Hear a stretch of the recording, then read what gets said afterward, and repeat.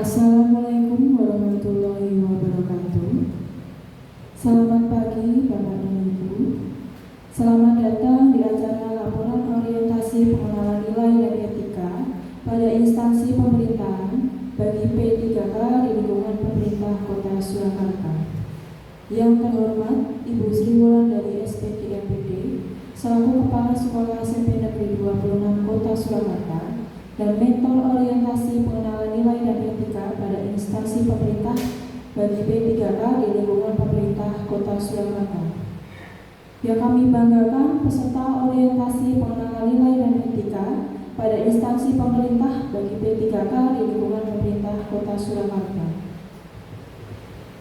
Puji syukur kita panjatkan kehadirat Allah Subhanahu wa Ta'ala yang telah melimpahkan rahmat dan hidayahnya sehingga kita semua bisa dapat berkumpul di ruangan ini dengan keadaan sehat walafiat.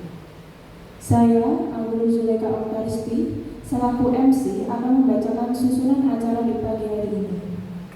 Yang pertama yaitu pembukaan, kedua pemaparan materi, ketiga saran, masukan dan pertanyaan, keempat kesimpulan, kelima dan penutup. Memasuki acara yang pertama yaitu pembukaan. Kita buka acara orientasi pengenalan nilai dan etika pada instansi pemerintah bagi P3K di lingkungan pemerintah Kota Surakarta dengan berdoa terlebih dahulu. Berdoa menurut keyakinan masing-masing dipersilahkan.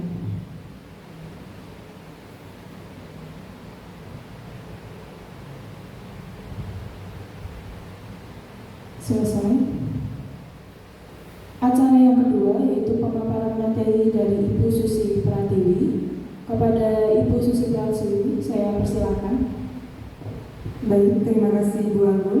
Yang terhormat Ibu Kepala Sekolah Ibu Sri Wulandari SPD MPD selaku mentor, beserta Bapak Ibu Guru yang telah hadir di acara seminar laporan orientasi di pagi hari ini.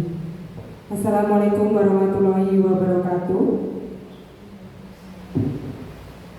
Pada pagi hari ini saya akan memaparkan hasil laporan orientasi pengenalan nilai dan etika pada instansi pemerintah bagi P3K di lingkungan pemerintah Kota Surakarta. Sebelum saya memaparkan hasil laporan saya akan memperkenalkan diri terlebih dahulu. Perkenalkan, nama saya Susi Pratiwi, Sarjana Pendidikan, ahli pertama Guru Bahasa Indonesia. Pendidikan terakhir S1 Universitas Muhammadiyah Surakarta dengan jurusan Pendidikan Bahasa dan Sastra Indonesia, lulus tahun 2020. Kemudian judul yang saya angkat, penerapan model pembelajaran kooperatif tipe Team Scheme Turnamen atau TGT untuk menggunakan media ular tanggap untuk meningkatkan hasil belajar siswa kelas 7G tahun ajaran 2024-2025 di SMP Negeri 26 Kota Surakarta. Kemudian yang melatar belakangi terlaksananya orientasi P3K. Orientasi P3K dilakukan atau dilaksanakan oleh BKPSDM melalui platform Soloasis. Kegiatan pengenalan dan penyediaan informasi mengenai aparatur sipil negara dan pembekalan kepada pegawai pemerintah dengan perjanjian kerja atau P3K yang telah diatur dalam Undang-Undang Nomor 5 Tahun 2014. Setiap P3K wajib mengikuti orientasi P3K. Orientasi P3K sangat penting karena dapat mendukung P3K untuk berintegrasi dengan lingkungan kerja baru secara cepat dan efisien. Semangat, komitmen, hingga loyalitas sebagai ASN juga akan diperkuat dalam orientasi P3K. Kemudian, maksud dan tujuan terlaksananya orientasi P3K yaitu pengenalan fungsi dan tugas ASN dan pengenalan nilai dan etika pada instansi pemerintah. Kemudian bertujuan untuk peserta mampu memahami program orientasi dan pengenalan nilai dan etika instansi pemerintah. Dan peserta mampu mengaktualisasikan nilai-nilai dasar ASN yang berakhlak. Terlaksananya orientasi P3K dimulai tanggal 16 Mei 2025 sampai dengan 26 Juni 2025 yang berlokasi di unit sekolah terkecil masing-masing, yaitu SMP Negeri 26 Kota Surakarta. Kegiatan orientasi dilakukan secara klasikal dan distinction learning. Kemudian visi dan misi Kota Surakarta menurut RPMJ tahun 2021 sampai dengan 2026, yaitu mewujudkan Surakarta sebagai kota budaya yang modern, tangguh, gesit, kreatif, dan sejahtera. Misi Kota Surakarta terdapat 7 visi. Yang pertama, meningkatkan kualitas kesehatan masyarakat yang berkelanjutan. Yang kedua, memperkuat pertumbuhan ekonomi yang adaptif dan berkelanjutan. Yang ketiga, mewujudkan tata ruang dan infrastruktur kota yang mendukung pemajuan kebudayaan dan pariwisata berkelanjutan. Yang keempat, meningkatkan kualitas dan daya saing pemuda dan masyarakat umum di bidang pendidikan, ekonomi, seni budaya, dan olahraga. Yang kelima, mengembangkan tata kelola pemerintah dan pelayanan publik yang gesit dan kolaboratif. Yang keenam, mewujudkan kemakmuran dan kesejahteraan bersama warga kota yang berkeadilan dan inklusif. Yang terakhir, mewujudkan daerah yang kondusif dan kerukunan antar umat beragama dalam tata kehidupan bermasyarakat yang saling menghormati. Kemudian kita akan masuk pada OPD Dinas Pendidikan Kota Surakarta, karena kita di bawah naungan Dinas Pendidikan Kota Surakarta yang mempunyai visi dan misi. Visi Dinas Pendidikan Kota Surakarta, terwujudnya layanan pendidikan yang bermutu dan paripurna, yang mempunyai misi 3. Yang pertama, meningkatkan keterjangkauan dan perluasan layanan pendidikan yang bermutu dan paripurna. Yang kedua, meningkatkan keterjangkauan dan perluasan layanan pendidikan yang paripurna. Yang terakhir, meningkatkan sumber daya aparatur yang membidangi pelayanan. Kemudian kita akan masuk pada SMP Negeri 26 Kota Surakarta yang saat ini menjadi tempat mencari nafkah dan ilmu yang sudah ditempatkan oleh Dinas Pendidikan Kota Surakarta. SMP Negeri 26 Kota Surakarta terletak di Jalan Joyonegoro nomor 2, Kepatihan Kulon, Jebres, Kota Surakarta. Mempunyai luas Joyonegara.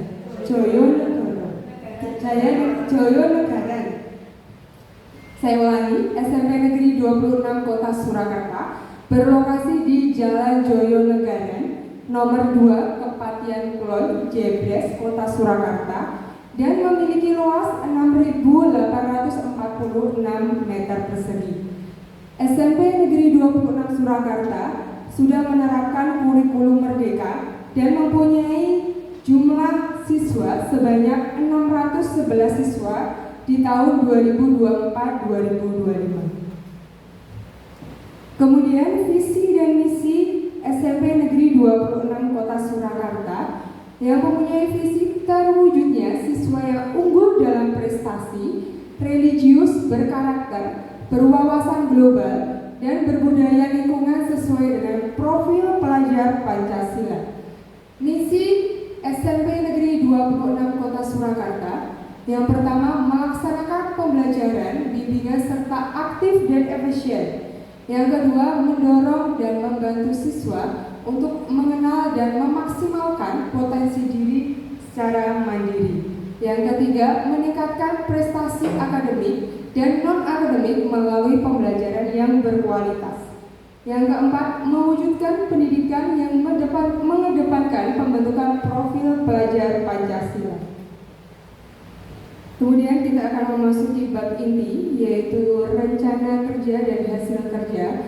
Sebelum saya mengangkat judul, saya telah mengidentifikasi atau menganalisa permasalahan yang ada di dalam kelas 7G.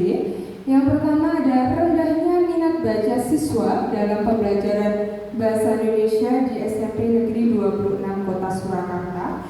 Yang kedua, kurangnya media pembelajaran pembelajaran Bahasa Indonesia yang terdapat di SMP Negeri 26 Kota Surakarta.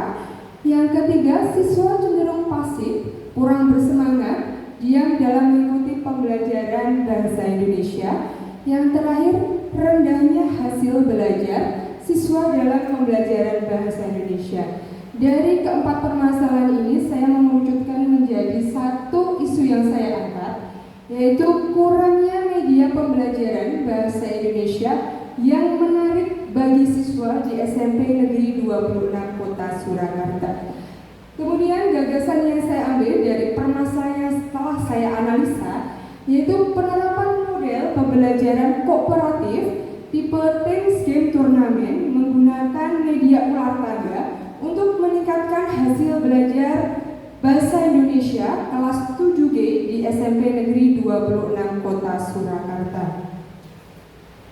Kemudian, ketika saya melakukan penelitian atau melaksanakan penelitian, saya telah melakukan tahapan kegiatan. Yang pertama, menganalisis kesulitan belajar siswa kelas 7G. Yang kedua, membuat rencana pembelajaran dengan model pembelajaran kooperatif tipe Teams Game Turnamen atau TGT. Yang ketiga, membuat sumber belajar dan media pembelajaran yang dibutuhkan dalam penerapan model pembelajaran kooperatif tipe Teams Game Turnamen. Yang keempat, melaksanakan pembelajaran dengan model pembelajaran Teams Game Turnamen atau TGT. Yang terakhir, melaksanakan evaluasi dan refleksi terhadap pembelajaran tipe Teams Game Turnamen. Kemudian saya akan menjelaskan sedikit tentang pembelajaran berbasis Teams Game Turnamen atau pembelajaran berbasis game. Model pembelajaran Teams Game Turnamen yaitu salah satu tipe pembelajaran kooperatif yang menempatkan siswa dalam kelompok-kelompok belajar yang beranggotakan 5-6 siswa yang memiliki kemampuan, jenis kelamin, ras yang berbeda. Kemudian Teams Game Turnamen adalah salah satu model pembelajaran kooperatif yang mudah dalam penerapannya karena dalam pelaksanaannya melibatkan aktivitas seluruh peserta didik. Kemudian tidak membedakan status adanya kegiatan tutor sebaya atau peer teaching, adanya suatu permainan serta penguatan dalam suatu permainan yang telah dilaksanakan. Kemudian langkah-langkah model pembelajaran kooperatif Teams Game Turnamen yang saya lakukan di kelas 7G. Yang pertama, di sini menyajikan materi media pembelajaran. Di sini ada foto saya ketika saya menjelaskan teknis dan sistematika ketika pembelajaran berbasis Teams Game Turnamen. Yang kedua, guru membentuk kelompok terdiri 5-6 peserta didik. Di sini ada dokumentasi terkait pembagian kelompok. Kemudian yang ketiga, guru melaksanakan turnamen dengan kelompok yang sudah dibuat dengan menggunakan media ular tangga dan dadu. Ini ada salah satu siswa bernama Bo yang telah melaksanakan permainan Teams Game Turnamen. Kemudian yang keempat, guru memberikan apresiasi atau hadiah kepada kelompok yang telah memenangkan turnamen Teams Game Turnamen. Kemudian di sini ada gambaran sedikit terkait media yang saya gunakan. Bisa dilihat, di sini ada nomor 1 sampai 25. Ketika dadu ini dilempar seperti ini. Ada nomor 5, peserta didik bisa maju di nomor 5. Dan di sini seperti permainan pada umumnya ketika kita masih kecil, ada naik tangga dan turun seperti ada ular di sini. Ketika naik dia sudah nomor 12 dan kita klik, itu sudah ada soal-soal yang link di slide selanjutnya. Begitu gambarannya sedikit tentang Teams Game Turnamen yang saya lakukan. Kemudian ini adalah dokumentasi terkait antusiasnya peserta didik ketika berebut menjawab. Peserta yang maju tidak bisa menjawab pertanyaan yang ada di ular tangga tersebut. Kemudian dari penelitian yang saya buat, bisa dilihat di sini ulangan saya itu masih banyak sekali yang tidak tuntas masih 40% dari peserta sebanyak 28. Kemudian ketika saya menggunakan media pembelajaran berbasis Teams game turnamen, hanya tersisa 9% dari 28 siswa yang ada di kelas 7G. Kemudian rencana saya 5 tahun ke depan terkait Teams game turnamen ini. Tahun pertama saya akan menemukan model pembelajaran kooperatif tipe Teams game turnamen atau TGT yang mampu meningkatkan hasil dan semangat belajar siswa kelas 7G di SMP Negeri 26 Kota Surakarta. Yang kedua, mencari referensi dan membuat konten pembelajaran berbasis games pada aplikasi Canva dan media dadu untuk mendukung berjalannya pembelajaran kooperatif tipe Teams game turnamen. Tahun ketiga, diskusi dengan rekan guru khususnya bahasa Indonesia tentang penambahan fitur-fitur media pembelajaran berbasis game pada pembelajaran bahasa Indonesia. Kemudian tahun keempat, saya akan mengimplementasikan pembelajaran berbasis Teams game turnamen menggunakan ular tangga dan media dadu pada pembelajaran bahasa Indonesia di dalam kelas 7G maupun kelas yang lain. Kemudian terakhir tahun kelima yaitu mengevaluasi pembelajaran berbasis ular tangga atau Teams game turnamen. Kemudian rencana saya ingin membuat suatu video inovatif pembelajaran berbasis Teams game turnamen yang dapat diunggah di MGM sekolah atau website sekolah, sehingga ketika ada penerimaan peserta didik di SMP Negeri 26 Kota Surakarta, ketika melihat website SMP Negeri 26 Surakarta, ternyata media yang digunakan pembelajaran sangat menarik, sehingga pemikiran orang luar itu tidak ada teacher center di SMP Negeri 26 Kota Surakarta. Kemudian yang terakhir ada kesimpulan, melalui model pembelajaran kooperatif tipe Teams game turnamen dapat memenuhi kebutuhan belajar siswa dengan gaya belajarnya. Selain itu, proses kegiatan belajar di kelas pun menjadi lebih aktif, menarik, dan menyenangkan. Dengan meningkatkan keaktifan belajar juga berpengaruh pada peningkatan hasil belajar siswa. Sekian pemaparan materi dari saya. Jika ada salah kata saya mohon maaf. Assalamualaikum warahmatullahi wabarakatuh. Demikian tadi pemaparan materi dari Ibu Susi Pradewi, sangat bagus, lengkap, serta menginspirasi kita semua. Selanjutnya yaitu sesi saran, masukan atau pertanyaan dari Ibu Kepala Sekolah. Kepada Ibu Sri Wulandari SPD MPD saya persilakan. Terima kasih Bu Anggun. Bismillahirrahmanirrahim. Assalamualaikum warahmatullahi wabarakatuh.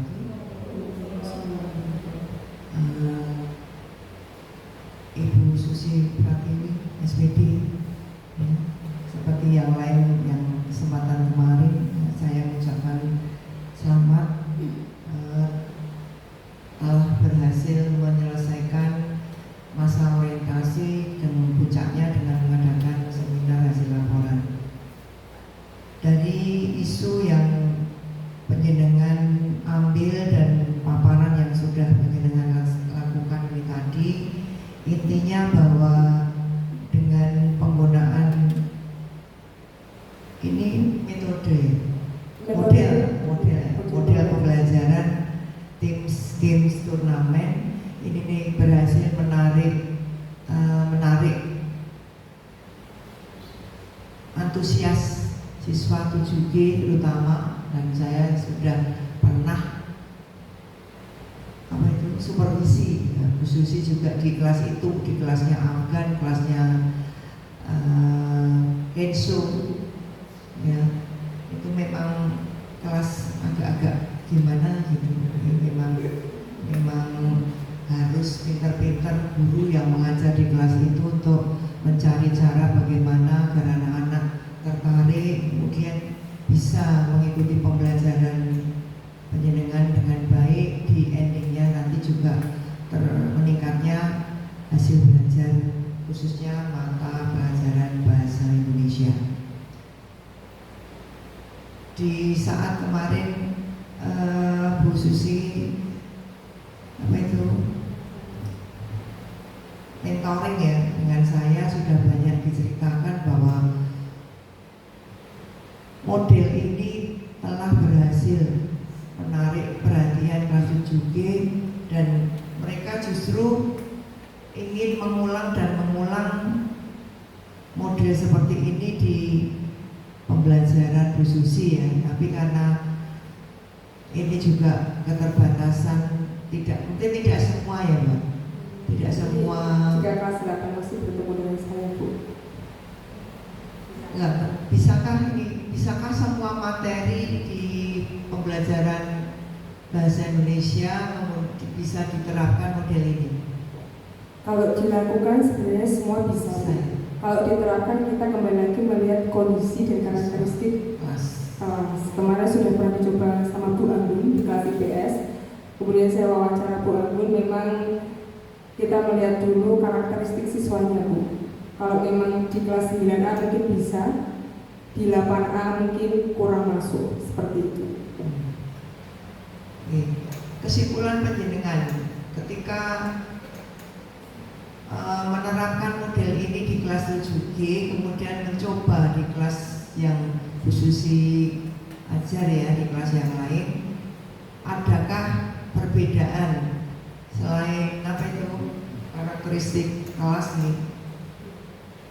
Di kelas ini bisa Bu, di kelas ini tidak bisa lah, itu faktor apa yang menyebabkan hal itu? Kemarin sudah saya coba di 7E Bu, ternyata faktor yang mempengaruhi itu kelas 7E suka untuk diri sendiri masing-masing, tidak berkelompok. Jadi pembelajaran berbasis ambis masing-masing dirinya sendiri. Mereka lebih suka untuk pembelajaran berbasis menggunakan HP yang Kahoot, kuisis yang dirinya sendiri tanpa bisa dilihat jawabannya temannya lain. Tetapi untuk tutor sebaya di 7E maupun 7G juga sangat diperlukan dan kerjasama juga bagus Bu. Tapi untuk diterapkannya mungkin kita harus mencari kelas-kelas yang memang bisa diterapkan untuk menggunakan metode pembelajaran ini. Intinya untuk kelas 7G berhasil menarik minat belajar siswa, termasuk juga gaya belajarnya, kemudian dari tampilan ulangan harian dari hasil yang dipaparkan tadi terjadi peningkatan yang signifikan dari yang semula sekian, berapa itu? Nggak kelihatan saya. 40% yang tidak tuntas menjadi hanya 9% dengan menggunakan model TGD.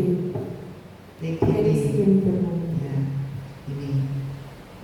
itu tadi pertanyaan dan masukan atau mungkin juga tanggapan dari saya.